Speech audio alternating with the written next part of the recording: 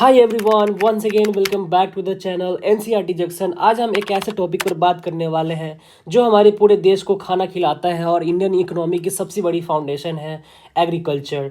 हमारी एनसीईआरटी और सीबीएसई की पढ़ाई में हम सीखेंगे कि एग्रीकल्चर सिर्फ फसल उगाना नहीं, ये एक बहुत बड़ा सिस्टम है जो हमारी लाइफ को चलाता है। ये इकोनॉमिक एक्टिविटीज़ के प्राइमरी सेक्टर्स में आता है, लेकिन ये हमारी लाइफ के हर एक हिस्से को टच करता है, जैसे हमारे कपड़े और हमारी चाय कॉफ़ी।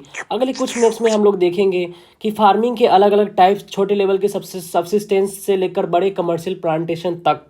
दूसरा हम देखेंगे कि इंडिया में उगाए जाने वाली मेजर क्रॉप जैसे रबी crops and kharif crops.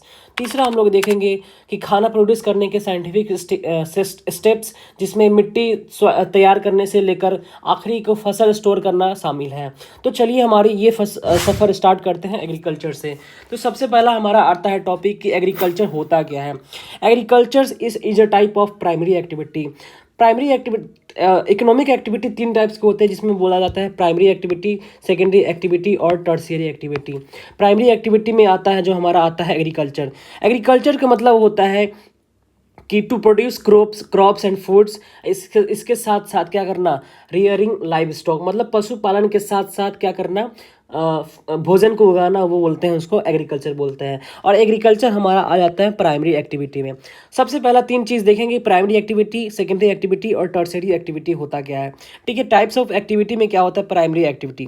Primary activity में वो चीज़ आ जाता है जो हम लोग का डायरेक्टली क्या होता है, नेचुरल रिसोर्सेज से एक्सट्रैक्ट और एक्सट्रैक्शन करते हैं। जैसे हमारा आ गया हमारा एग्रीकल्चर, जैसे हमारा आ गया फिशिंग, जैसे हो गया माइनिंग, जैसे हो गया गैदरिंग। ठीक है, ये चीज़ आ जाता है हमारा जो चीज़ डायरेक्टली नेचुरल बेसिस पे हम लोग को मिलता है, उसको बोलते हैं प्राइमरी एक्टिविटी। जैसे हमारा हो गया रेयरिंग, मतलब पशुपालन, कल्टीवेशन ऑफ क्रॉप्स, मतलब अनाज को उगाना, फिशिंग करना। ठीक है, ये सब चीज़ हमारा किस में आ जाएगा, प्राइमरी एक्टिविटीज़ में आ जाएगा। और सेकेंड चीज़ हमारा आता है सेकेंडरी एक्टिविटी। अगर देखो, जो प्राइमरी एक्टिविटी चीज़ आता है ना, प्राइमरी एक्टिविटी से उसी को प्रोसेस करने लगते हैं, तो उसी को बोलते हैं हम लोग सेकेंडरी एक्टिविटी। जैसे हम लोग मान के चलो कि हम लोग मक्का उगाए, तो मक्का से हम लोग अगर कॉर्न बनाते हैं इंडस्ट्री में, तो वो जो कॉर्न हो गया, ठीक है, मतलब पॉपकॉर्न हो गया, जिसको बोलते हैं पॉपकॉर्न। तो वो जो पॉपकॉर्न हो गया ना, वो चीज़ हमारा सेकेंडरी एक्टिविटीज़ में आ जाएगा। ठीक है, तो हमारा हो गया मैन्युफैक्चरिंग ऑफ स्टील, हो गया स्टील को बनाना। ठीक है, बेकिंग ऑफ ब्रेड को क्या करना, बनाना। तो आटा जो हमारा हो गया वो नेचुरल रिसोर्सेस हो गया, मतलब प्राइमरी एक्टिविटी का पार्ट हो गया। लेकिन वही जो हमारा ब्रेड हो गया, ब्रेड को बनाना, उसको वो आ जाएगा हमारा सेकेंडरी एक्टिविटी में। वीविंग क्लोथ को क्या करना, बुनना, वो भी आ जाएगा हमारा प्राइमरी एक्टिविटीज़ में। टर्शियरी एक्टिविटीज़ में आता है कि प्राइमरी और सेकेंडरी को सपोर्ट करता है एज ए सर्विस सेक्टर देके, तो उसको बोलते हैं टर्शियरी सेक्टर। तो टर्शियरी मतलब सर्विस सेक्टर, सर्विस प्रोवाइड करना, इसमें आ जाता है। किसको किसको प्रोवाइड करना, प्राइमरी और सेकेंडरी को अगर सर्विस प्रोवाइड करता है तो वही चीज़ आ जाता है हमारा क्या, किसमें, टर्शियरी सेक्टर में। टर्शियरी सेक्टर लाइक ट्रांसपोर्ट देना प्राइमरी सेक्टर या सेकेंडरी सेक्टर को, या ट्रेडिंग व्यापार करना, या बैंकिंग फैसिलिटी देना प्राइमरी या सेकेंडरी सेक्टर को, या इंश्योरेंस देना, जैसे क्रॉप इंश्योरेंस होता है हमारा, इंडस्ट्री के लिए इंश्योरेंस होता है। तो ये चीज़ क्या कर रहे हैं, डायरेक्टली क्या कर रहे हैं हम लोग को, प्राइमरी और सेकेंडरी सेक्टर को क्या कर रहा है, ये फैसिलिटेट कर रहा है, मतलब प्रमोट कर रहा है, सपोर्ट कर रहा है। ठीक है, तो ये प्राइमरी एक्टिविटी क्या आता है, नेचुरल चीज़, जो भी नेचुरल चीज़ से एक्सट्रैक्ट होता है उसको बोलते हैं प्राइमरी एक्टिविटी। और सेकेंडरी चीज़ में आता है जो भी चीज़ यहाँ से क्या होता है, प्रोसेस्ड होता है, वहाँ पे उसको बोलते हैं सेकेंडरी एक्टिविटी, जैसे बोलते हैं मैन्युफैक्चर्ड गुड्स। ठीक है, मान के चलो हम लोग दूध, हम लोग क्या है, दूध, मिल्क हुआ प्राइमरी एक्टिविटीज़ का पार्ट, जैसे डेयरी प्रोडक्ट। अगर वही चीज़ हम लोग प्रोसेस्ड करते हैं, जैसे प्रोसेस्ड करने के बाद क्या बनाते हैं, उसको घी बनाते हैं, दही बनाते हैं, तो उसको क्या बोलेंगे, उसको बोलेंगे सेकेंडरी एक्टिविटीज़। और टर्शियरी सेक्टर्स में आ जाएगा कि उसी को क्या करना, सप्लाई करना, है ना, या उसको सर्विस देना, या कुरियर सप्लाई हो जाएगा, बैंकिंग फैसिलिटीज़ देना, है ना, ये सब चीज़ किस में आ जाएगा, टर्शियरी सेक्टर में। ठीक है, अब हमारा आता है कि प्राइमरी एक्टिविटी होता क्या है, सॉरी एग्रीकल्चर होता क्या है। तो एग्रीकल्चर हमारा क्या है कि प्राइमरी एक्टिविटी का पार्ट है, जो कि क्या है हमारा, इसके साथ साथ including growing crops, vegetables, fruits and flowers को उगाना, इसके साथ साथ रेयरिंग ऑफ लाइव स्टॉक, मतलब पशुपालन के साथ साथ अगर हम क्रॉप्स, वेजिटेबल्स और ये फ्लावर्स वगैरह उगाते हैं तो इसको बोलते हैं एग्रीकल्चर बोलते हैं। मतलब अगर सीधा सीधा मायने में बोला जाए तो agriculture is a type of cultivation on land and rearing of animals, है ना। पशुपालन के साथ साथ खेती करना क्या बोलते हैं, एग्रीकल्चर बोलते हैं। ठीक है, जो हमारा 50% जो हमारा पीपल है वो किस में इंगेज है, हमारे इंडिया का जो 50% पीपल है वो किस में इंगेज है, एग्रीकल्चर में इंगेज्ड है। ठीक है, उसके साथ 2/3 ऑफ द इंडियाज पॉपुलेशन, जो हमारा इंडिया के पॉपुलेशन का 2/3 हिस्सा है वो किस में है, वो हमारा डिपेंड किस पे है, एग्रीकल्चर पे डिपेंड है। ठीक है, अब देखो दूसरा चीज़ कि एरेबल लैंड क्या है कि जहाँ पे फसल उगाई जाती है ना उसको बोलते हैं एरेबल लैंड, और कुछ नहीं। Arable lands where crops are grown, जहाँ पे फसल उगाई जाती हैं उसको बोलते हैं एरेबल लैंड्स बोलते हैं। और ये जो एरेबल लैंड्स होते हैं बहुत सारी चीज़ों पे क्या करता है, फैक्टर्स डिपेंड करता है। जैसे हमारा हो गया क्लाइमेट कैसा है उसके अनुसार हम लोग क्या करते हैं, क्रॉप्स उगाते हैं। जैसे हो गया हमारा टोपोग्राफी कैसा है, सॉइल का कंडीशन कैसा है, क्लाइमेट कैसा है, ये सब चीज़ मायने करता है एक क्रॉप को उगाने के लिए। तो हमारा दूसरा हमारा पार्ट आता है द फार्म सिस्टम। देखो एक चीज़ हमारा होता है क्या, फार्म सिस्टम, एक होता है इनपुट, जो हम लोग इनपुट लगाते हैं। दूसरा होता है कि इनपुट लगाने के बाद क्या ऑपरेशन चलता है, इस बीच में क्या प्रोसेस चलता है, ऑपरेशन क्या क्या चीज़ चलता है। एक तीसरा है कि हम लोग आउटपुट क्या मिलता है। तो इनपुट हम लोग लगाते हैं, जैसे पैसा लगाते हैं, लेबर लगाते हैं, सीड्स लगाते हैं, और फर्टिलाइजर लगाते हैं, मशीनरी बेस्ड लगाते हैं, केमिकल्स लगाते हैं।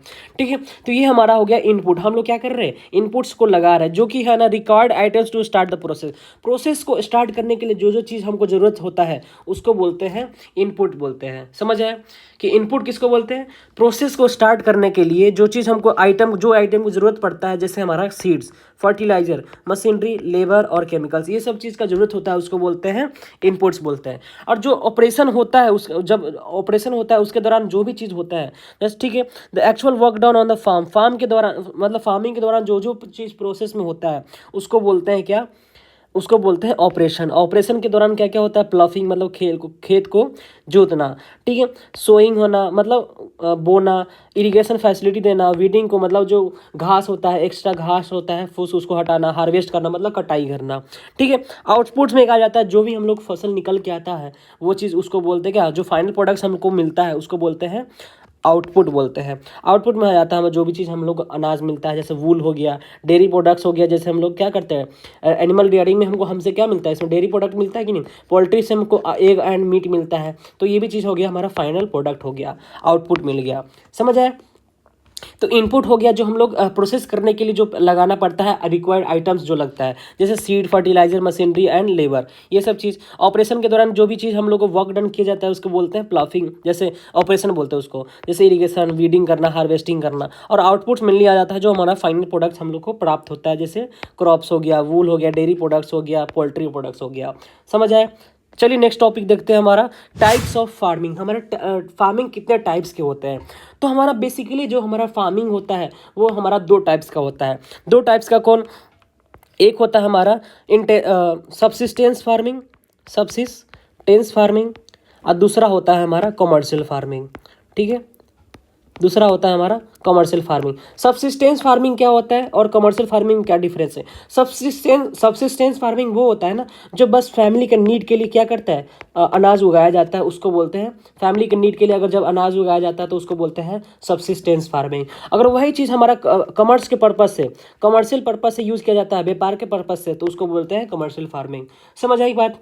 और सब्सिस्टेंस के भी 2 टाइप्स होते हैं, वो जो हम लोग देखेंगे। सब्सिस्टेंस में 2 टाइप्स होते हैं, जैसे होता है एक को बोलते हैं इंटेंसिव सब्सिस्टेंस और दूसरा बोलते हैं प्रिमिटिव सब्सिस्टेंस। समझ आई बात। देखो अब देखो यहाँ पे इंटेंसिव और प्रिमिटिव सब्सिस्टेंस में डिफरेंसेस क्या है। देखो यहाँ पे कि इंटेंसिव में क्या होता है कि स्मॉल लैंड एरिया पे क्या किया जाता है, खेती किया जाता है। और इसमें टूल्स भी होते हैं, वो सिंपल टूल्स होते हैं, जैसे खुरपी होगा, है ना, कुदाल होगा। ठीक है, जैसे हो गया हमारा जो भी चीज़ हड़ बैल जो होता है ना, हड़ बैल देखे हो तुम लोग, पुराने ज़माने में एक हुआ करता था, हल हुआ करता था। ठीक है, जो लोहा और लकड़ी से बना हुआ करता था। ठीक है, उसको बैल चलाता था, तो उसको बोलते हैं इंटेंसिव फार्मिंग। एक होता है प्रिमिटिव फार्मिंग, जिसमें क्या होता है कि एक दूसरा टाइप्स है शिफ्टिंग कल्टीवेशन, दूसरा है नोमैडिक हर्डिंग। हम लोग सबसे पहले इंटेंसिव सबसिस्टेंस होता क्या है उसके बारे में पढ़ते हैं, ठीक है। इंटेंसिव कल्टीवेशन वो चीज़ होता है जहाँ पे हम लोग सिंपल टूल्स का यूज़ करते हैं और स्मॉल लैंड एरिया पे यूज़ किया जाता है। मतलब फार्मिंग जो होता है स्मॉल लैंड एरिया पे होता है। वही चीज़ देखो यहाँ पे, देखो स्मॉल लैंड एरिया पे। वही अगर कमर्शियल फार्मिंग देखेगा तो वहाँ पे क्या मिलेगा, बहुत बड़े लार्ज एरिया पे होता है कमर्शियल फार्मिंग होता है, जो कि पर्पस किसका इसका क्या रहता है, बस पैसा कमाना और कुछ नहीं। और इंटेंसिव फार्मिंग का ये रहता है कि क्या हो कि बस खाने युक्त हो जाए, फैमिली के लिए नीड्स पूरा हो जाए, और यही चीज़ हम लोग की बस चाहिए और कुछ नहीं। तो ये चीज़ जो होता है मेनली पॉपुलेटेड एरिया में होता है, ये चीज़ होता है मतलब लेस पॉपुलेटेड एरियाज में होता है। इसमें क्या होता है कि इसमें मशीनरी बेस्ड होता है, जैसे यहाँ पे देख लीजिए। लेकिन यहाँ पे देखिए छोटा छोटा ये मशीन वगैरह यूज़ किया जाता है, टूल्स यूज़ किया जाता है जिसके कारण खेती में। लेकिन यहाँ पे देखिए तो यहाँ पे पूरा हैवी मशीनाइजेशन का क्या किया जाता है, यहाँ पे यूज़ किया जाता है। तो इसको बोलते हैं कमर्शियल फार्मिंग, इसको बोलते हैं इंटेंसिव फार्मिंग। समझ आई बात, ठीक है। जैसे हमारा इसमें हो गया राइस, व्हीट, मेज, पल्सेस। यहाँ पे क्या होता है कि एक टाइप का क्रॉप्स नहीं होता है, बहुत तरह के क्रॉप्स उगाते हैं, है ना। यहाँ पे कौन से एरिया में होता है, डेंसली पॉपुलेटेड एरियाज में होता है। हम लोग एक क्या पढ़ते हैं कि देखते हैं कि कौन कौन से, मतलब एक डिफरेंस टाइप का देखते हैं कि कहाँ कहाँ पे डिफरेंस क्या है। सबसे पहले इंटेंसिव और प्रिमिटिव सबसिस्टेंस फार्मिंग में डिफरेंसेस क्या है, ठीक है। आगे देखिए, देखिए एक आया हमारा, सबसे पहले आया था हमारा फार्मिंग के टाइप्स कितने होते हैं, फार्मिंग टाइप्स, ठीक है। फार्मिंग टाइप्स होते हैं हमारा, दो टाइप्स होता है जिसको बोलते हैं सबसिस्टेंस फार्मिंग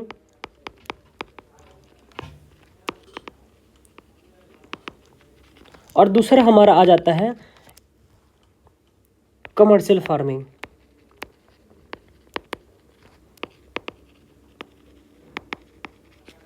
ठीक है। अब देखो ये जो हमारा सबसिस्टेंस फार्मिंग है इसके भी दो टाइप्स होते हैं, ठीक है। दो टाइप्स क्या क्या होते हैं, इसके दो टाइप्स ये होते हैं। पहला हमारा आता है प्रिमिटिव सबसिस्टेंस और दूसरा आता है हमारा, दूसरा आता है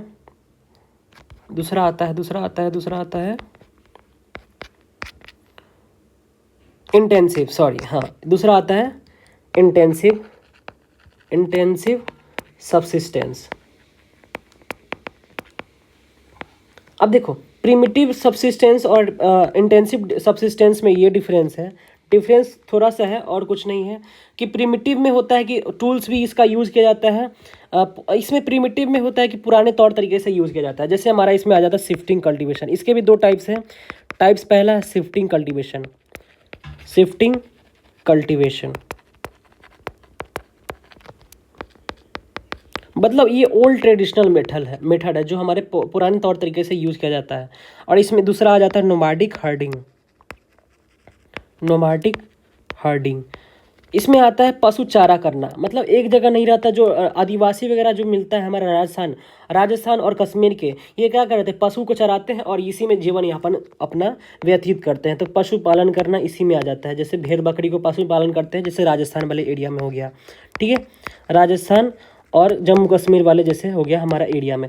राजस्थान में लोग जनरली ऊँट को चराते हैं, कैमल्स को, और जम्मू कश्मीर में जैसे भेड़ बकरी को चराते हैं, सीप एंड गोट को, ठीक है। तो ये सब आदिवासी टाइप के ही रहते हैं जो क्या करते हैं, अपना जीवन यापन को व्यतीत करने के लिए नोमैडिक हर्डिंग करते हैं, मतलब पशुपालन करते हैं और एक जगह से दूसरी जगह भटकते रहते हैं।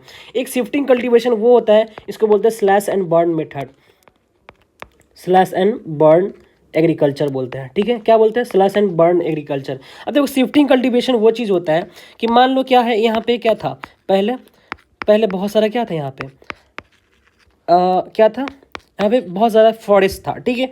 अब फॉरेस्ट को आदमी यहाँ पे आया और इसको क्या कर दिया, इसको जला दिया, ठीक है। इसको क्या कर दिया, जला दिया। अब जला के यहाँ पे साफ़ कर दिया, और साफ़ करके यहाँ पे जब क्या करने लगता है, यहाँ पे अनाज उगाने लगता है, तो उसको बोलते हैं, क्या बोलते हैं, शिफ्टिंग कल्टीवेशन। अब जब अनाज उगने लगता है तब जब क्या होता है ना कि अनाज जब उग जाता है तो इसका फर्टिलिटी जब घट जाता है ना, फर्टिलिटी उसके बाद घटने लगता है ना, तब क्या होता है फिर दूसरे जगह फॉरेस्ट में ये जाता है, फिर से वही चीज़ करता है, फसल को क्या करता है, काटता है और फिर से वहाँ पे क्या करता है, अनाज उगाता है और देखता है, इसको पड़ती छोड़ देता है जब तक क्या हो कि इसमें फर्टिलिटी फिर से वापस ना आ जाए, तब तक इसको छोड़ दिया जाता है, मतलब ऐसे ही छोड़ दिया जाता है। इसी को बोलते हैं slash and burn method.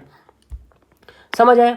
Slash and burn method क्या होता है, एक बार फिर से समझो कि सबसे पहले क्या था, यहाँ पे फॉरेस्ट था, ठीक है, फॉरेस्ट था, तो फॉरेस्ट को आया, सबसे पहले क्या किया, इसको क्या किया, जलाया, ठीक है, सबसे पहले काटा, उसके बाद क्या किया, जलाया, काटा, फिर क्या किया, जलाया, काटा, फिर जलाया, उसके बाद क्या हुआ, इस जो जो जला हुआ चीज़ रहता है, जला वाला चीज़ जो राख रहता है, उसको राख को क्या करता है, राख को मिट्टी के साथ मिला देता है, वही क्या बनता है, एक तरह से फर्टिलाइजर के रूप में काम करता है, मतलब प्रोडक्टिविटी यही चीज़ बढ़ाता है। और यहाँ पे क्या करता है, एग्रीकल्चर करता है, खेती करता है, ठीक है। एग्रीकल्चर में जब करते करते क्या होता है, प्रोडक्टिविटी इसका जब घट जाता है, प्रोडक्टिविटी से क्या होता है, जब घट जाता है तब क्या होता है, दूसरे जगह शिफ्ट हो जाता है, ठीक है। इसी को बोलते हैं शिफ्टिंग कल्टीवेशन। समझ आई बात, समझ आई बात? चलो आगे देखें, ठीक है। अब आगे देखिए इंटेंसिव सब्सिस्टेंस क्या होता है। इंटेंसिव सब्सिस्टेंस वो होता है ना जहाँ पे क्या होता है, स्मॉल लैंड एरिया पे क्या किया जाता है, खेती की जाता है, स्मॉल लैंड एरिया पे कल्टीवेशन किया जाता है और इसमें स्मॉल टूल्स का भी यूज़ किया जाता है, मतलब सिंपल टूल्स का, जैसे हमारा क्या हो गया, कुदाल हो गया, है ना, खुरपी हो गया, कुदाल हो गया, खुरपी हो गया, खुरपी सुने हो, खुरपी, ऐसे वही खुरपी हो गया, खुरपा हो गया, और वही हल हो गया, हल को जो यूज़ करते हैं ना, हल, तो ह से हल होता है, वही चीज़ करना। तो बेसिकली मेनली क्या होता है यहाँ पे कि सिंपल टूल्स का यूज किया जाता है। और क्या होता है यहाँ पे, डेंसली पॉपुलेशन होता है, पॉपुलेशन क्या होता है, खूब हार्ड होता है यहाँ पे। तो पॉपुलेशन जब हार्ड होता है ना, तो यहाँ पे क्या होता है, लेबर बेस्ड पे क्या होता है, यहाँ पे खेती किया जाता है लेबर बेस्ड पे, ठीक है। वही दूसरा हमारा टाइप्स आता है इसका, दूसरा टाइप्स आता है जिसको बोलते हैं कमर्शियल फार्मिंग। दूसरा टाइप्स आता है उसको क्या बोलते हैं, कमर्शियल फार्मिंग। दूसरा आता है कमर्शियल फार्मिंग। अब देखिए कमर्शियल फार्मिंग जो है ना, ठीक क्या है, कमर्शियल फार्मिंग इंटेंसिव फार्मिंग का जस्ट उल्टा है कमर्शियल फार्मिंग। अब देखो यहाँ पे क्या होता है, इसका कि एक क्राइटेरिया ये चीज़ है कि यहाँ पे क्या होना चाहिए, सबसे पहले पॉपुलेशन क्या होता है, कम होता है यहाँ पे, और लैंड एरिया जो रहता है, स्मॉल एरिया नहीं रहता है यहाँ पे, लैंड एरिया जो रहता है बहुत लार्ज होता है, लैंड एरिया जो रहता है यहाँ पे लार्ज होता है, और पॉपुलेशन यहाँ पे बहुत कम होता है, ठीक है। और यहाँ पे एक टाइप का crops, mainly single type of crops मिलता है देखने को यहाँ पे, जैसे वीट हो गया तो वीटे उगाएगा, ठीक है, अगर राइस हो गया तो राइसे उगाएगा, तो सिंगल टाइप ऑफ क्रॉप मिलेगा, देखने को मिलेगा। लेकिन वही चीज़ यहाँ पे सिंगल टाइप ऑफ क्रॉप्स नहीं था, ठीक है। वहीं पे यहाँ पे देखो क्या है, सिंगल टाइप ऑफ क्रॉप क्या करेगा, उगाएगा यहाँ पे, ठीक है।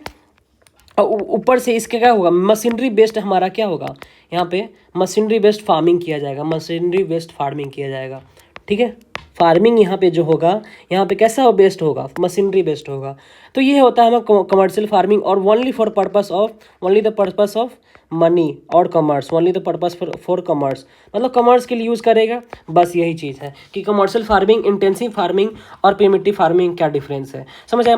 प्रिमिटिव फार्मिंग में ही डिफरेंस है, यहाँ पे ओल्ड ट्रेडिशनल मेथड यूज़ किया जाता है, मतलब इसमें कुछ भी नया चीज़ नहीं यूज़ किया जाता है, ट्रेडिशनल मेथड से ही, जैसे पुराने तौर तरीके से चल रहा है वैसे ही तौर तरीके से क्या होगा, इसको चलाएगा। समझ आई बात। और इंटेंसिव में क्या है कि पॉपुलेशन बहुत ज़्यादा होगा एरिया, और स्मॉल लैंड एरिया होगा, और इसमें टूल्स जो होगा वो सिंपल होगा, और इसमें टूल्स जैसे खुरपा, हथौड़ी कह रहे हैं, हाल, ये सब चीज़ यूज किया जाएगा।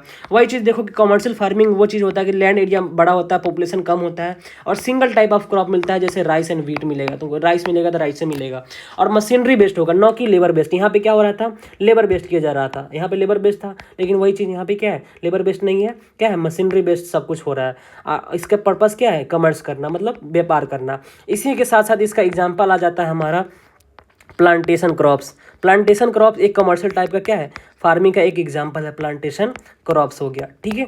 समझ आई बात। आगे देखिए, तो यही हम लोग पढ़ रहे थे, क्या पढ़ रहे थे कि हमारा इंटेंसिव सब्सिस्टेंस और प्रिमिटिव सब्सिस्टेंस और शिफ्टिंग कल्टीवेशन क्या होता है। समझ आई बात। अब देखो, intensive farmer cultivation, small plot land and simple tubes use किया जाता है इसको, और लेबर बेस पे रहता है, ये भी चीज़ हम लोग पढ़ लिए। और इसमें क्या होता है, मोर देन वन क्रॉप उगाया जाता है, मतलब वीट, मेज, पल्सेस, ये सब उगाया जाता है ना। इसका एरिया कहाँ कहाँ पे है, जैसे हमारा जहाँ पे पॉपुलेशन ज़्यादा है, जैसे साउथ ईस्ट एशिया हो गया, ईस्ट एशिया हो गया, यहाँ पे होता है, साउथ वाले पार्ट में हो गया। तो मतलब इंडिया भी इसी में इंक्लूडेड है, समझ आई बात। अब दूसरा चीज़ है प्रिमिटिव सबसिस्टेंस, इसको बोलते, इसमें आता था शिफ्टिंग कल्टीवेशन और नोमैडिक हार्डिंग। यहाँ पे देख सकते हैं आप लोग कि यहाँ पे क्या है, नोमैडिक, हाँ यहाँ पे मिलेगा आपको, ये मिला इंटेंसिव एग्रीकल्चर, ठीक है, ये सब चीज़ ठीक है। हाँ आगे देखें, मिलेगा, आगे है, ठीक है, आगे देखें, ठीक है, आगे देखें। अब हमारा दूसरा टॉपिक होता है शिफ्टिंग कल्टीवेशन, ये भी हम लोग पढ़ ली कि इसको बोलते हैं स्लैश एंड बर्न। पहले क्या करते हैं, उसको काटते हैं, फिर क्या करते हैं, जलाते हैं, इसलिए बोलते हैं इसको स्लैश एंड बर्न एग्रीकल्चर।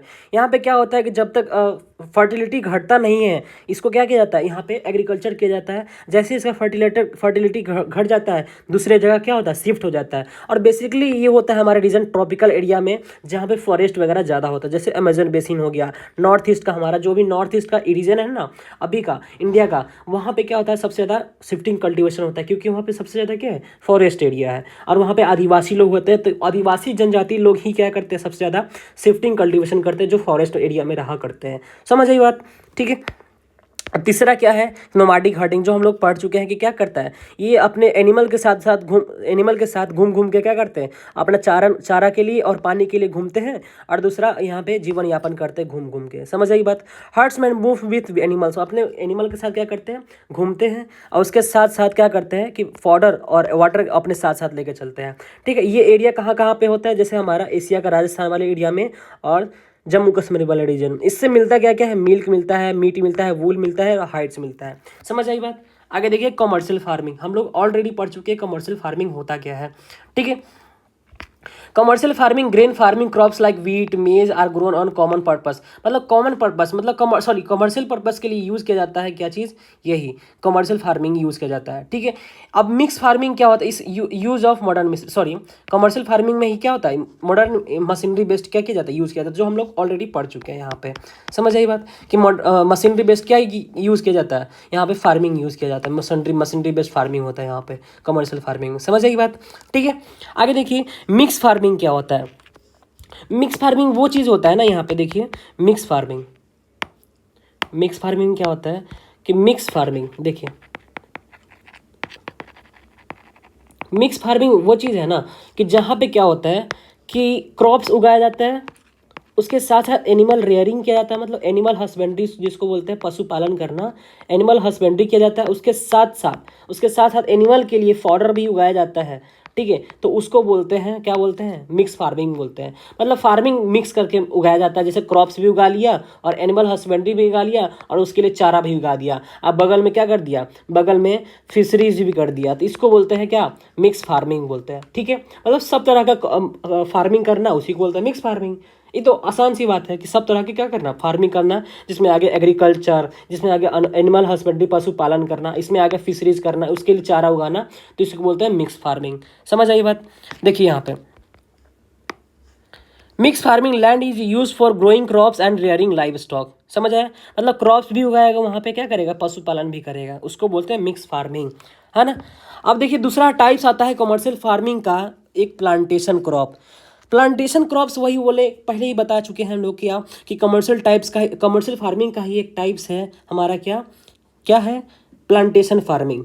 अब देखो इसमें क्या है, इसमें होता क्या है कि ना कि सेम टाइप ऑफ क्रॉप्स जहाँ पे उगाया जाता है, सिंगल टाइप ऑफ क्रॉप, उसको बोलते हैं एक एरिया में, ऐसा एरिया में जहाँ पे सेम टाइप का क्रॉप्स, मान के चलो ये एरिया है, ठीक है, यहाँ पे सेम टाइप्स ऑफ क्रॉप एक एरिया में क्या है, सेम टाइप्स ऑफ क्रॉप उगाया जाता है, तो उसको बोलते हैं क्या, कमर्शियल फार्मिंग बोलते हैं, प्लांटेशन क्रॉप्स बोलते हैं, ठीक है, प्लांटेशन क्रॉप्स बोलते हैं। तो देखो यहाँ पे तुम हिली एरिया में देख सकते हो, यहाँ पे हिली एरिया में क्या हो रहा है कि एक ही टाइप का चाय पत्ती का खेत किया जा रहा है, एक ही टाइप का। तो इसको अगर जो भी टी बोला जाएगा, तो अगर टी पूछा जाएगा तो टी किस चीज़ में आता है, टी किस में आता है, प्लांटेशन क्रॉप्स, जो कि किसका पार्ट है, कमर्शियल फार्मिंग का पार्ट है। समझ आई बात। आगे देखिए, तो अगर पूछा जाए कि प्लांटेशन क्रॉप्स क्या होता है, तो एक single type of crops in on a large area, ठीक है, एक ही मतलब लार्ज एरिया पे एक ही टाइप का क्रॉप्स जहाँ पे उगाया जाता है, उसको बोलते हैं प्लांटेशन क्रॉप्स। समझ आई बात, types of commercial farming where a single type of crop जैसे tea, coffee, rubber, sugar cane is grown on a large state, मतलब बड़े एरिया में सिंगल टाइप ऑफ क्रॉप मिलेगा तो वो बोलेगा, उसको बोलेंगे क्या बोलेंगे, प्लांटेशन क्रॉप्स बोलेंगे। और इसमें क्या होता है, लेबर बेस्ड ज़्यादा होता है, लेबर बेस्ड हमारा इन लेबर और कैपिटल बेस्ड क्या होता है, फार्मिंग होता है, मतलब इसमें पैसा और लेबर दोनों की ज़रूरत बहुत ज़्यादा होता है। समझ आई बात, ठीक है। प्लांटेशन क्रॉप्स का एग्जांपल क्या क्या होगा, अगर पूछा जाएगा tea, coffee, rubber, sugar cane, maize हो गया, मेज हुआ कि नहीं, नहीं होगा मेज, ठीक है, वो तो क्रॉप्स वो आ गया, क्रॉप्स में आ गया ना, ग्रेन्स में आ गया, ठीक है। तो प्लांटेशन क्रॉप में टी, कॉफ़ी आ गया, रबर आ गया, शुगर केन हो गया और कॉटन भी आ गया इसी में, ठीक है। तो ये चीज़ था। अब देखो तीसरा चीज़ आता है कि स्पेशलाइज्ड एग्रीकल्चर टर्म्स का मतलब क्या है कि कौन कौन कल्चर किससे रिलेटेड है, ठीक है। तो एक आता है सेरीकल्चर, दूसरा आता है पीसी कल्चर, तीसरा आता है विटीकल्चर, चौथा आता है हॉर्टिकल्चर, ठीक है। सेरीकल्चर किससे बिलोंग करता है, सिल्क वॉर्म से। अगर मान के चलो कि सिल्क वॉर्म जैसे रेशम, सुने हो रेशम, तो ये चीज़ क्या है कि सेरीकल्चर मतलब कुकुन्स के द्वारा क्या किया जाता है, जब सिल्क साड़ी बनाया जाता है ना, सिल्क साड़ी सुने हो, तो सिल्क साड़ी जिससे बनाया जाता है वो है कीड़ा, इस कीड़ा से बनाया जाता है जिसको बोलते हैं सेरीकल्चर। समझ आई बात, जो सिल्क वर्म है, कीड़ा, सिल्क वाले कीड़ा से जब बनाया जाता है ना उसको बोलते हैं सेरीकल्चर।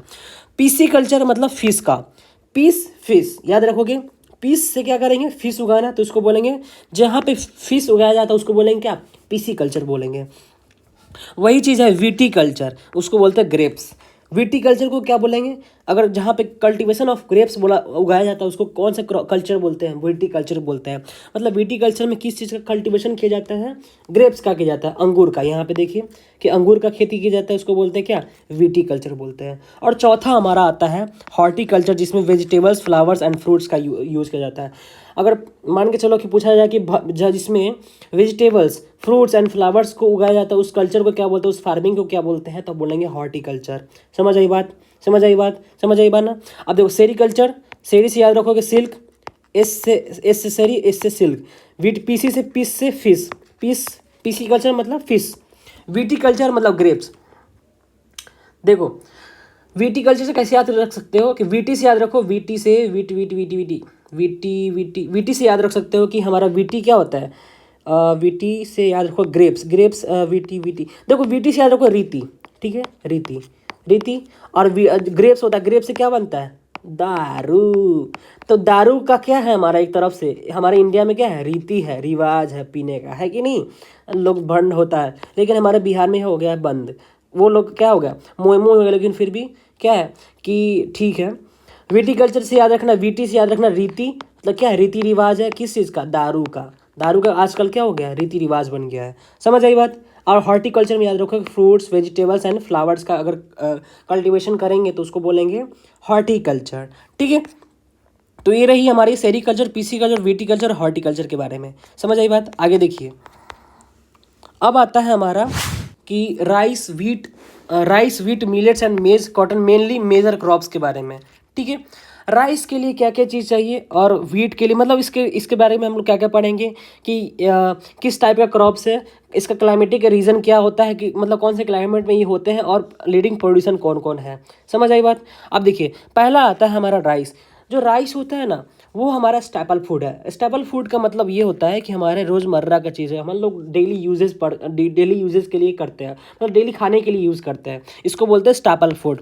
मतलब डेली का, मतलब डेली खाने का चीज़ है, ये चीज़ रोज़मर्रा का हमारा ये विषय है, ठीक है, राइस। दूसरा चीज़ क्या है कि इसके क्लाइमेटिक रिक्वायरमेंट्स क्या क्या चाहिए, मतलब इसको उगने के लिए क्या क्या चीज़ चाहिए। तो सबसे पहला चीज़ है कि हमारा टेम्परेचर बहुत ज़्यादा होना चाहिए, ह्यूमिडिटी मतलब रेनफॉल होना चाहिए, और मतलब रेनफॉल और ह्यूमिडिटी दोनों होना चाहिए। ह्यूमिडिटी का मतलब वो होता है कि the amount of water vapour present in atmosphere, मतलब जो भी एटमोसफेयर में हमारा अमाउंट ऑफ वाटर वेपर होता है ना, तो उसको बोलते हैं ह्यूमिडिटी। तो जितना ज़्यादा ह्यूमिडिटी होगा मतलब उतना ज़्यादा वाटर वेपर होगा, मतलब इसको पानी बेसिकली चाहिए क्या, इसको पानी ज़्यादा चाहिए, टेम्परेचर ज़्यादा चाहिए, और क्या चाहिए, एलुवियल एंड क्ले सॉइल चाहिए। क्ले सॉइल का ये रहता है क्राइटेरिया, ये रहता है कि ये क्या करता है, वाटर को रिटेन करके रखता है, वाटर होल्डिंग कैपेसिटी इसके पास ज़्यादा रहता है, ठीक है। लीडिंग प्रोड्यूसर कौन है, सबसे पहला नंबर पर आता है हमारा चाइना, और उसके बाद हमारा इंडिया पे आता है। ये चाइना हर जगह क्या होता है, सबसे नंबर 1 पे रहता है, पता नहीं क्यों, है ना। इसके जैसा हम लोग इंडिया को भी वो करना चाहिए ना, ट्राई करना चाहिए कि नंबर 1 पे सब चीज़ रहे, ठीक है, एटलीस्ट हम लोग कर रहे हैं, ट्राई कर रहे हैं। ठीक है, देखो राइस के लिए क्या चाहिए, राइस के लिए चाहिए high temperature, high humidity, high rainfall और उसके साथ एलुवियल और क्ले सॉइल चाहिए। क्ले सॉइल का मतलब ये क्राइटेरिया होता है ना कि वाटर होल्डिंग कैपेसिटी इसके पास क्या होता है, ज़्यादा होता है। समझ आई बात? तो ये समझ गए कि पहला नंबर पे चाइना और दूसरा नंबर पे इंडिया, बस इतना ही याद रखना और कुछ नहीं। ठीक है, अगर पूछा जाए कि इंडिया में कौन सब है, इंडिया में कौन स्टेट सबसे ज़्यादा है, तो इंडिया में हमारा स्टेट है वेस्ट बंगाल। ठीक है, वेस्ट बंगाल और coastal areas of India. Coastal area का जो भी है ना वो है यूपी है, हरियाणा है और पंजाब भी है, हरियाणा और पंजाब भी है, और उसके साथ साथ कोस्टल रीजन है। तो हमारे इंडिया में कौन कौन सा रीजन है जो क्या करता है, क्या करता है, राइस को प्रोड्यूसिंग स्टेट है, मतलब सबसे ज़्यादा उगाता है। तो हमारा सबसे नंबर 1 पे आ जाएगा वेस्ट बंगाल, दूसरा नंबर पे आ जाएगा हमारा पंजाब, हरियाणा, उत्तर प्रदेश और तीसरा नंबर पे कोस्टल एरिया जैसे उड़ीसा हो गया, तमिलनाडु हो गया, ये सब रीजन आ जाएगा किस चीज़ में, राइस का कल्टीवेशन करने के लिए। समझ आई बात? अब आगे देखिए हमारा आता है वीट। वीट होता है second staple food of India. In China sorry India sorry rice के बाद हमारा जो सेकेंड स्टैपल फूड है, मतलब रोज़मर्रा का चीज़ है, वो आता है हमारा वीट। वीट को लिए बस क्या चाहिए, इसमें कोई टेम्परेचर नहीं चाहिए, कुछ इसमें रेनफॉल ज़्यादा नहीं चाहिए। बस इसको क्या चाहिए कि जब हार्वेस्ट का टाइम हो, तब पकने का टाइम हो, तब इसको क्या चाहिए, ज़्यादा थोड़ा सा सनलाइट चाहिए और कुछ नहीं। मतलब मॉडरेट रेनफॉल चाहिए, मॉडरेट टेम्परेचर चाहिए, बस और कुछ नहीं, है ना। और इसको क्या चाहिए, लोमी सॉइल चाहिए। ठीक है, इसका लीडिंग प्रोड्यूसिंग कंट्री कौन है, USA, Canada, Argentina, Russia and India. ठीक है, वीट हमारा इंडिया नंबर 2 सेकेंड पे आता है अभी भी, और ये यूएसए वगैरह इसमें भी आता है। ठीक है, हमारा इंडिया से कौन कौन स्टेट है, तो इंडिया से हमारा स्टेट आ जाता है हमारा यूपी आ जाता है, हरियाणा आ जाता है, पंजाब आ जाता है। ठीक है, ये सब रीजन आ जाता है हमारा। समझ आई बात? ठीक है, आगे देखिए मिलेट फूड। देखिए मिलेट फूड ये होता है कि मिलेट फूड्स मतलब होता है कोर्स ग्रेन, मतलब जो हम लोग को कोर्स लगता है। कोर्स मतलब क्या, कठोर, जो चीज़ खाने में क्या लगता है, कठोर लगता है। जैसे बाजरे की रोटी, सुनिए कि राजस्थान के लोग क्या खाते हैं, बाजरे की रोटी खाते हैं, नहीं खाते हैं। ठीक है, तो हमारा दूसरा नंबर पे आ जाता है मिलेट्स, जिसको बोलते हैं हमारा इंडिया जो है ना मिलेट्स में सबसे आगे है ना। मिलेट प्रोड्यूसिंग स्टेट है हमारा इंडिया, सॉरी कंट्री है हमारा इंडिया। ठीक है, इसमें किस किस किस कंक्लूड करता है, ज्वार, बाजरा, रागी। इसके लिए क्या होता है ना कि इसका फैसिलिटेशन ये चीज़ है कि इसके ये ना कम रेनफॉल में भी उग जाता है, और ये हाईली न्यूट्रिशनल चीज़ होता है, न्यूट्रिशनल फूड होता है। इसी कारण क्या बोलता है कि सब इसको प्रमोट करने पे लगे हुए हैं, हमारी गवर्नमेंट ऑफ इंडिया इसको प्रमोट ज़्यादातर कर रहे हैं, क्या, ताकि इससे क्या हो, न्यूट्रिशन मिले, और ताकि और कम रेनफॉल में कम इरीगेशन में भी क्या हो, फसल उग जाता है। इसको बोलते हैं क्या, मिलेट्स बोलते हैं। समझ आई बात? ज्वार, बाजरा, रागी, ये सब चीज़ इसमें आ जाता है। सॉरी, ये वाला चीज़ है हमारा मिलेट्स। ठीक है, ज्वार, बाजरा, रागी इसमें आ जाता है, जो कोर्स ग्रेन हुआ करता है, लेकिन इसके पास न्यूट्रिशन बहुत ज़्यादा रहता है। समझ आई बात? न्यूट्रिशनल खूब होता है इसमें। ठीक है, ये हमारा इसमें कौन कौन आता है, नाइजीरिया आता है, इंडिया आता है, चाइना आता है। बोले ना, इंडिया हमारा लीडिंग स्टेट है, लीडिंग कंट्रीज है। ठीक है, प्रोडक्शन करने में। अब दूसरा आता है हमारा मेज़।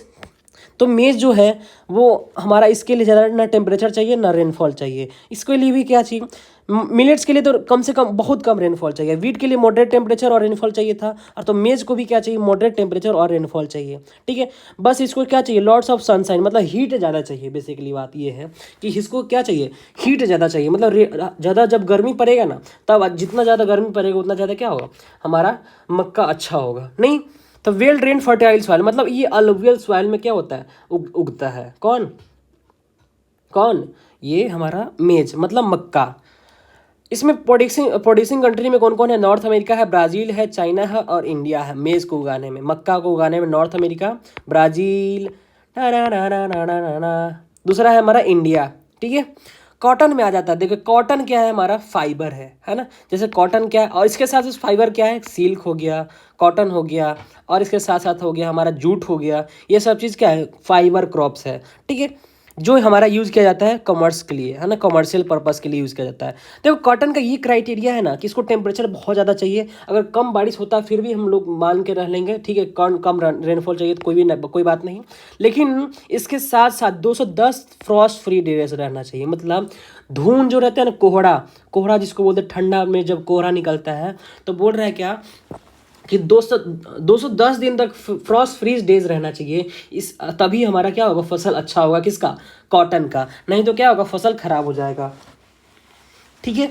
इसके लिए ब्लैक सॉइल चाहिए, एलुवियल सॉइल चाहिए। मतलब बेसिकली इसको चाहिए क्या, ब्लैक सॉइल। ब्लैक सॉइल क्या करता है, ब्लैक सॉइल का ये इसका ये क्या है ना कि फैसिलिटी ये चीज़ है कि ये कि वाटर होल्डिंग कैपेसिटी इसके पास बहुत अच्छा रहता है। समझ आई बात?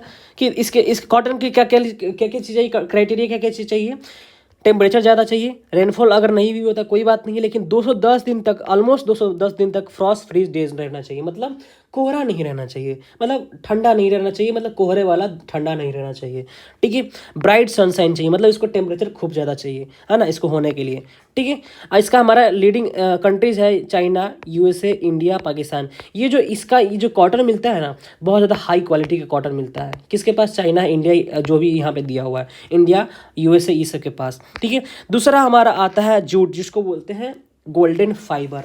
इसका दूसरा नाम है गोल्डन फाइबर। अगर पूछा जाए कि which crops is called has been called golden fibre, तो याद रखना जूट। और जूट के लिए क्या चाहिए कि जूट जहाँ पे फर्टाइल सॉइल, उसके साथ टेम्परेचर ज़्यादा होना चाहिए और उसके साथ रेनफॉल भी ज़्यादा होना चाहिए। समझ आई बात? तो जूट के लिए टेम्परेचर ज़्यादा चाहिए, हैवी रेनफॉल चाहिए और ह्यूमिड क्लाइमेट चाहिए। मतलब वाटर वेपर्स वाला एरिया, मतलब मॉइस्ट एरिया रहना चाहिए। बेसिकली बात यही करना चाह रहा है। और एलुवियल साथ तभी हम लोग देखते हैं कि बांग्लादेश क्या है, बांग्लादेश और वेस्ट बंगाल सबसे लीडिंग प्रोड्यूसिंग कंट्रीज है और स्टेट है हमारे इंडिया और बांग्लादेश में। समझ आई बात? तो इंडिया और बांग्लादेश सबसे क्या है, जूट प्रोड्यूसिंग स्टेट है और कंट्रीज है। ठीक है। कंट्रीज है जैसे इंडिया में जैसे वर्ल्ड में आ गया हमारा इंडिया और बांग्लादेश। ठीक है। और वही हमारा इंडिया में कौन कौन आ जाता है, तो वेस्ट बंगाल आ जाता है और बिहार आ जाता है, जो क्या है, लीडिंग स्टेट है हमारे इंडिया की। ठीक है। और तीसरा चीज़ आता है हमारा कॉफ़ी और टी। कॉफ़ी और टी और जूट, ये सब चीज़ हम जो जो देखें, ये सब चीज़ क्या है, कमर्शियल क्रॉप्स है। इसके साथ प्लांटेशन क्रॉप्स है। समझ आई बात? अभी जो कॉफ़ी आता है वो बिवरेजेज में आ जाता है, टी भी आता है जो बिवरेजेज मतलब आ जाता है। बिवरेजेज मतलब वो चीज़ होता है जो पीने वाला चीज़ होता है, जैसे कॉटन है ना, जैसे हमारा हो गया दारू भी तो पीने वाला चीज़ है, ड्रिंकिंग है ना, बिवरेजेज। जैसे हो गया हमारा चीज़ टी हो गया, चाय हो गया, कॉफ़ी हो गया, ये सब चीज़ बिवरेजेज में आता है। समझ आई बात? तो बिवरेजेज में आ गया। और इसके लिए कॉफ़ी के लिए क्या चीज़ चाहिए, वार्म एंड वेट क्लाइमेट चाहिए। ठीक है। इसके लिए लोमी सॉइल चाहिए। लोमी सॉइल का यही चीज़ होता है। और हिल स्लोप में, मतलब हिली एरिया में ज़्यादातर ये चीज़ किया जाता है। ठीक है। समझ आई बात? जैसे यहाँ पे देखो, यहाँ पे ये किया रहा है हिली एरिया में, तो ये चीज़ उगा रहा है, ये तो चावल उगा रहा है। ठीक है। तो अगला अक्सर तुम लोग देखे होंगे कि जहाँ पे कॉफ़ी कहाँ उगाया जाता है, हिल एरिया में। जब तुम तमिलनाडु और केरला और कर्नाटका वाले रीजन में चले जाओगे ना, तो वहाँ तुमको क्या मिलेगा, कॉफ़ी का तुमको प्लांट्स मिल जाएंगे वहाँ पे। ठीक है। रही बात आगे कि यहाँ पे प्रोड्यूसिंग कंट्रीज कौन कौन था, आता ब्राज़ील। तो कॉफ़ी का सबसे ज़्यादा याद रखना इंपॉर्टेंट कि ब्राज़ील जो है कॉफ़ी सबसे ज़्यादा उगाने वाला कंट्रीज है। उसके बाद आता है कोलंबिया एंड इंडिया। इंडिया से जो मिलता है हम लोग को मिलता है अरेबिका का coffee, arabica type of coffee, जो हमारा क्या है, क्वालिटी में बहुत अच्छा रहता है, इसका क्वालिटी बहुत अच्छा रहता है, जिसके कारण क्या हो रहा है कि सारे इंडिया में, सॉरी वर्ल्ड में क्या है, ये फेमस है हमारा इंडिया का क्वालिटी जो अरेबिका का है। ठीक है। दूसरा आता है हमारा टी, जो जिसको बोलते हैं चाय। चाय ले लो, चाय। ठीक है।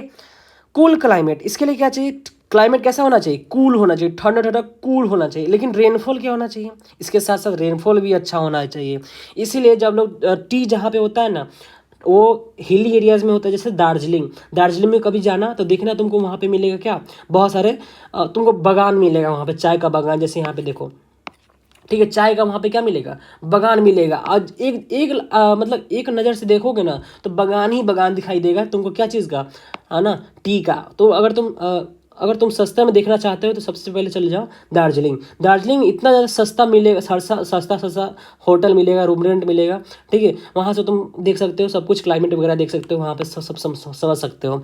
तो एक चीज़ तुमको अगर टी के बारे में समझना है तो कहाँ चले जाओ, हिली एरिया के दार्जिलिंग में या ऊटी में चले जाओ, तमिलनाडु में या केरला में चले जाओ।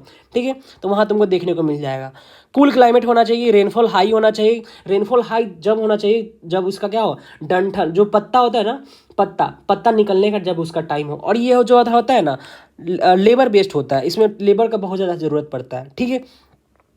जेंटल स्लोप होना चाहिए, मतलब इसमें एक क्या होना चाहिए, स्लोप होना चाहिए। देख रहे हो पहाड़ में एक ऐसा स्लोप है कि नहीं, तो उसको बोलते हैं स्लोप होना चाहिए। सही बात। अब इसका प्रोड्यूसिंग कंट्रीज कौन कौन है, केनिया है, इंडिया है, चाइना है और श्रीलंका है। श्रीलंका में सबसे ज़्यादा चाइना होता है, केनिया में भी क्या होता है, चाय होता है, और इंडिया में भी क्या होता है, चाय होता है, और श्रीलंका में ये जो है ना मोस्ट क्या है, मोस्ट प्रोड्यूसिंग लीडिंग कंट्रीज़ है हमारे वर्ल्ड में। समझ आई बात। अब दूसरा दो टाइप के क्रॉप्स होता है जिसको बोलते हैं रबी क्रॉप्स, दूसरा होता है खरीफ क्रॉप।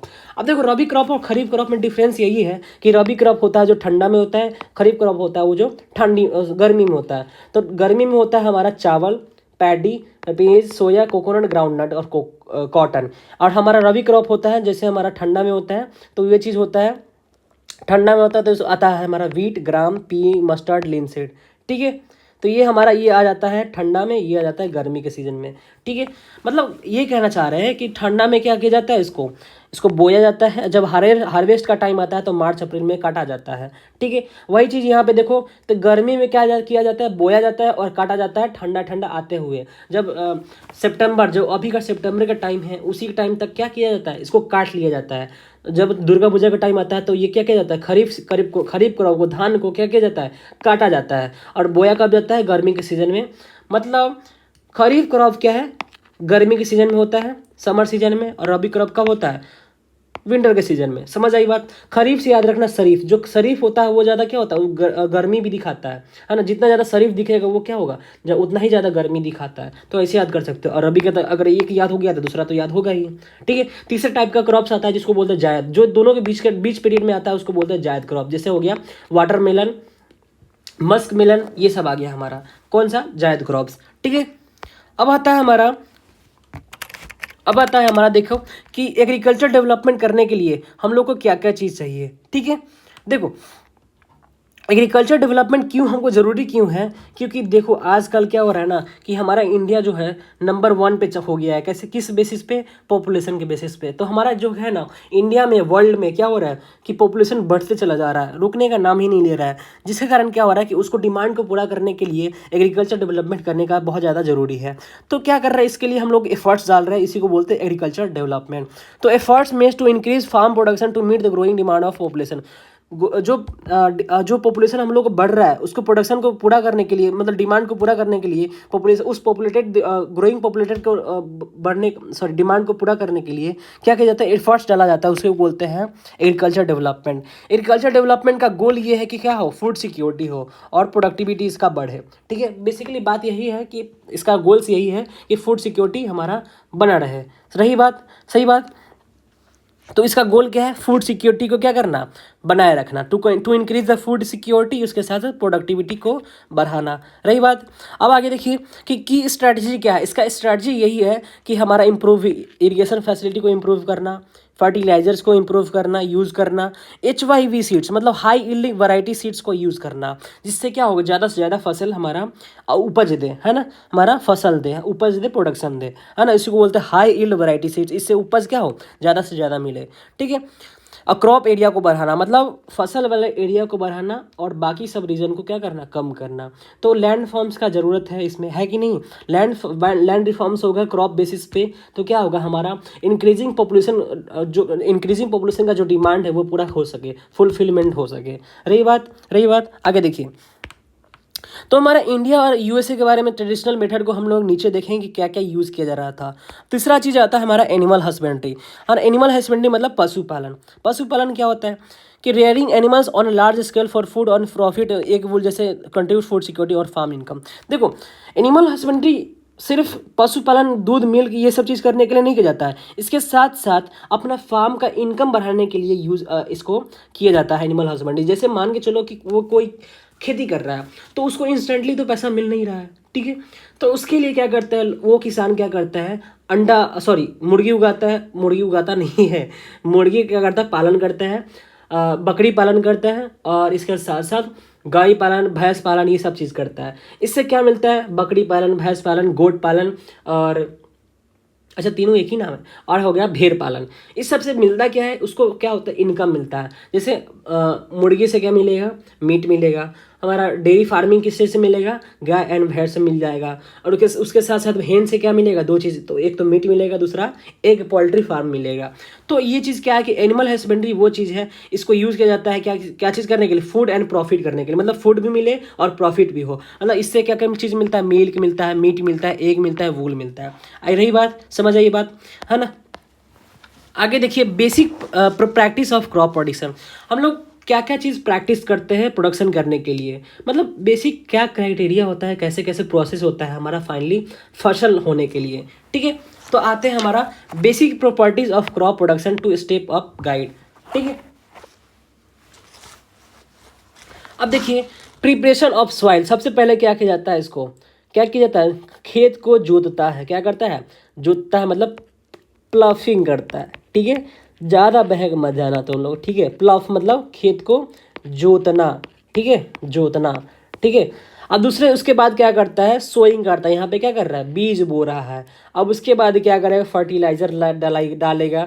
उसके बाद अपना ये जो भी घास फूस हो जाता है उसके लिए क्या किया जाता है, दवाई छीटा जाता है। अब उसको जब फसल उग जाता है तो उसको मशीनरी बेस से क्या करता है, ट्रैक्टर से उसको काटा जाता है। उसके बाद स्टोरेज में डाला जाता है। इसी को बोलते हैं क्या, क्या बोलते हैं इसको, इसको बोलते हैं basic practice of crop production. इसको बेसिक प्रैक्टिस किया जाता है।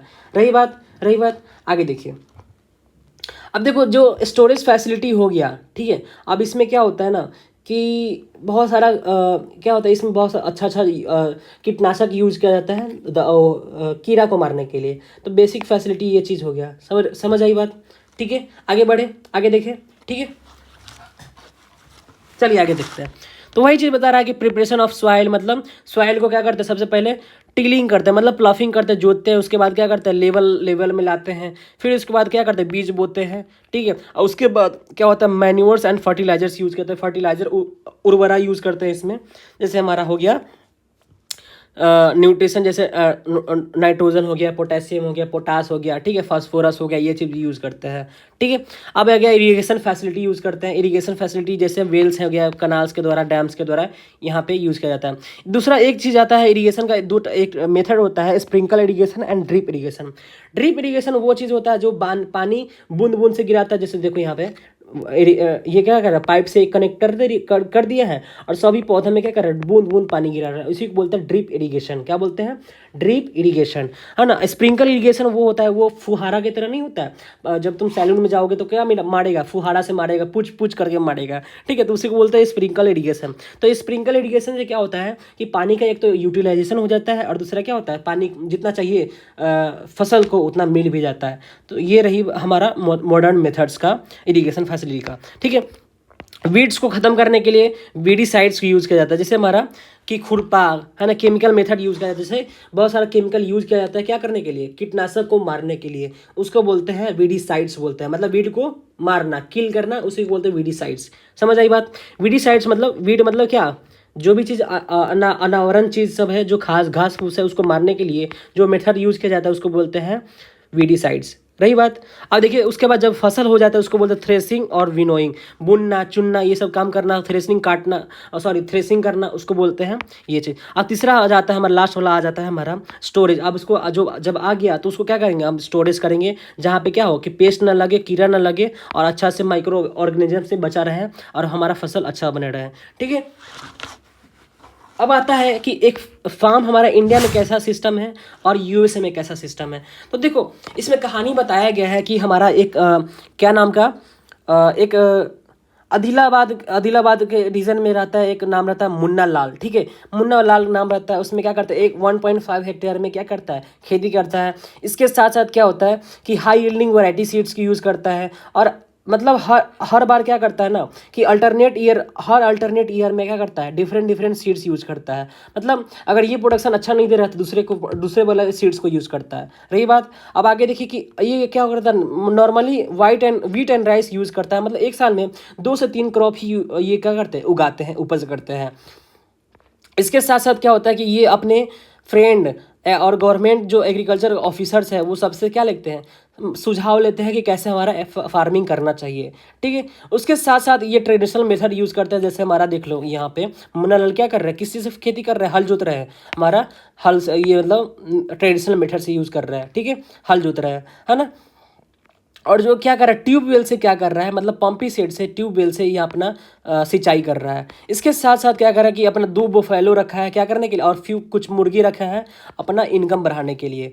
तो कुछ बफेलो रखा है, मतलब भैंसी रखा है, और कुछ मुर्गी रखा है अपना इनकम बढ़ाने के लिए।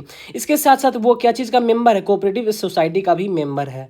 ठीक है, और ये क्या कर रहा है कि टाइप्स ऑफ फॉडर फॉर, मतलब ये चारा का भी क्या करता है, खेती करता है वो अपने एनिमल्स और लाइव स्टॉक के लिए। ठीक है, तो ये रही बात हमारे इसके बारे में। जब क्या होता है, इसका जब फसल उग जाता है तो क्या करता है, ये अपने मंडी में जाता है, लोकल मंडी में, और इसको जाके बेच देता है। इसके पास स्टोरेज फैसिलिटीज़ नहीं है। वो ये कह रहा है कि इंडिया में इसके पास क्या है, स्टोरेज फैसिलिटीज़ नहीं है। स्टिल हमारा गवर्नमेंट क्या कर रहा है, ट्राई कर रहा है कि हमारा सबका क्या हो, स्टोरेज फैसिलिटीज़ सबका इम्प्रूव हो। तो हमारा रही ये बात इंडिया के बारे में।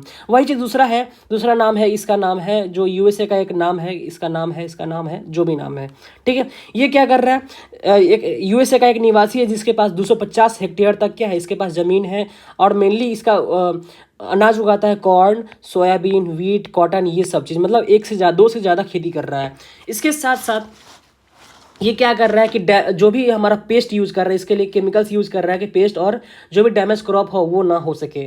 ठीक है, इसके साथ साथ अपने सॉइल टेस्टिंग लाइब्रेरी में ये चेक करता है कि हमारा सॉइल कैसा है, इसके लिए क्या ज़रूरत है, क्या ज़रूरत नहीं है। इसके अनुसार क्या करता है, अपना एरिया में फसल में क्या करता है, उसके अनुसार अपना न्यूट्रिशन वगैरह देता है। ठीक है, इसके साथ साथ क्या है कि इसके साथ साइंटिफिक फर्टिलाइजेशन प्रोग्राम जो जिसका नाम है जोए होरन क्या कर रहा है कि फर्टिलाइजेशन प्रोग्राम में लिंक किया हुआ है अपने कंप्यूटर के साथ। इसमें बताता ये है कि कंप्यूटर में डायरेक्टली इसको बता देता है कि कितना इसके पास केमिकल फर्टिलाइजर्स का ज़रूरत है और कितना नहीं है। ठीक है, तो यही रही हमारी इसके बाद। और इसके साथ साथ इसको क्या मिल रहा है, ऑटोमेटेड ग्रेन स्टोरेज फैसिलिटी मिल रहा है, मतलब स्टोरेज फैसिलिटी इसके पास अच्छा है। और ये अपना फसल जो उगा रहे हैं ट्रैक्टर से कर रहे हैं, सीड ड्रिल से कर रहे हैं, मतलब लेबरल्स और हार्वेस्टर से कर रहे हैं। इसमें थ्रेसर का यूज़ कर रहा है, ट्रैक्टर का यूज़ कर रहा है, मतलब मॉडर्न मशीनरी बेस्ड यूज़ कर रहा है। लेकिन वही यहाँ पे था, तो यहाँ पे किस चीज़ का यूज़ कर रहा था, हल का, मतलब ट्रेडिशनल मेथड पे यूज़ कर रहा था। ठीक है, तो ये रही बात हमारे इंडिया और यूएसए के फार्मिंग टेक्निक्स के बारे में। कुछ हमारी ये क्या रहे हैं, आपके लिए कुछ क्वेश्चंस हैं, आप इसको क्या करिए, हल करिए और कमेंट में बताइए कि कैसा लगा आप लोग को। ठीक है, ये क्वेश्चन आप लोग प्लीज़ हल करिए, और हम लोग क्या करेंगे, लास्टली हम लोग इसका आप लोग का नाम लेंगे अगर अच्छा सबका आंसर अच्छा देते हैं तो। ठीक है, तो अब हम रैप अप करते हैं। हमने देखा कि एग्रीकल्चर के कॉम्प्लिकेटेड सिस्टम है जिसमें सही इनपुट्स, ऑपरेशन और मैनेजमेंट की ज़रूरत है। सिंपल, ज़्यादा मेहनत वाले इंटेंसिव सब्सिस्टेंस फार्मिंग से लेकर बड़ी मशीन वाले कमर्शियल फार्मिंग तक, और हॉर्टिकल्चर और सेरिकल्चर जैसे स्पेशलाइज्ड काम तक, फार्मिंग के मेथड्स हमेशा बदलते रहते हैं ताकि बढ़ती हुई आबादी की ज़रूरत पूरा हो सके। हमेशा याद रखिए कि इन सभी कोशिश के आखिरी गोल है एग्रीकल्चरल डेवलपमेंट और फूड सिक्योरिटी। ये एक लगातार एफर्ट्स है ताकि हमारे देश के हर इंसान को खाना मिल सके और हमारी ज़मीन आने वाली जनरेशन के लिए उपजाऊ बनी रहे। सुनने के लिए शुक्रिया। अगर आपका फार्म सिस्टम या क्रॉप के बारे में कोई भी सवाल या डाउट है तो पूछ सकते हैं। Thanks for watching our videos. NCERT Jackson.